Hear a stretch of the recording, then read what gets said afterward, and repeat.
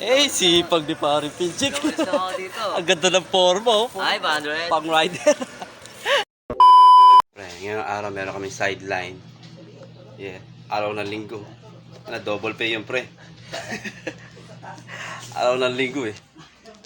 Trabaho kami, ay ano lang, sideline lang.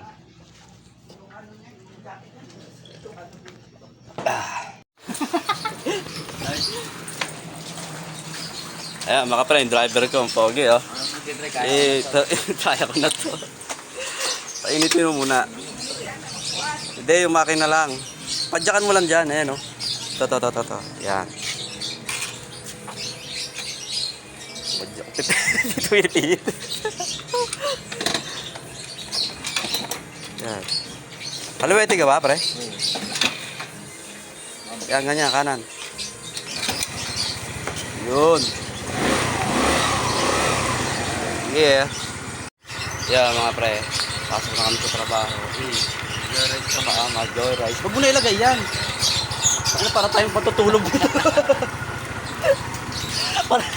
para tayo matutulog dyan. Una na lang to. Una na lang kulang, ha? Hindi ka. Hindi. Maluluto yung itlog. Maluluto yung itlog na. Ha? Saan?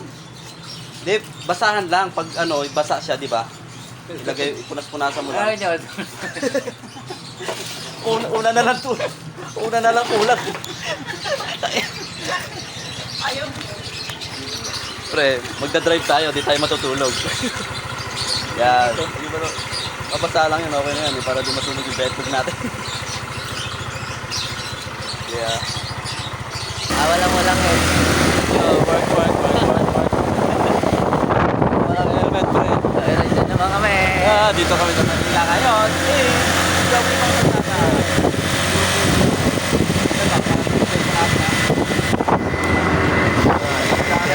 Uy, ayan ako mag-helmet dito sa dulo.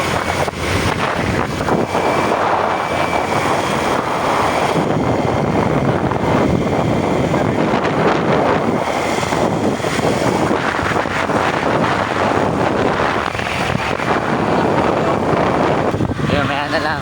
Video namin gagawin namin. Yan ang tips namin. Ito eh. Yan mga pre, dito kami ngayon sa site. Ayan, sipag ni Pare Pinchik. Gusto ako dito. Ang ganda ng forma, oh. Ay, 500. Pang rider. may panjin na, pre. Pang ano, tanduay. Ay, may pantanggoy na. Hindi, brand natin sa probinsya yun. Yeah, shoutout nga pala sa mga taga-probinsya na kasama namin dyan. Yeah, break it down, geng. Ha? Sana yung bito ko sa tanduay. Ayan mga pre, may bagong maintenance dito. Kapogi effects, oh. Ang sipag naman talaga. Yung sinasabi ko. Sinama ko tong masipag na tao na to, eh. Pumunta na tayo. Yan na akin. Di ba? Pintor. Kating-kating lang, guys. Kung sinang gusto nagpipintura dyan. Pintura na kayo, bang mainit pa. Tawagin nyo lang si Parang Pinchik. Yeah. Ako nga pre, pawalis-walis lang. Ayan, oh. Walis-walis lang. Yung isa pa, pintura. 600. Napakaangas. Kunyari masipag. Ayan. Kunyari masisipag tayo. So, pawalis-walis lang. Minsan nga, wala na ako winawalis, eh. Susundan ko lang yung kinakating itong pare ko, eh.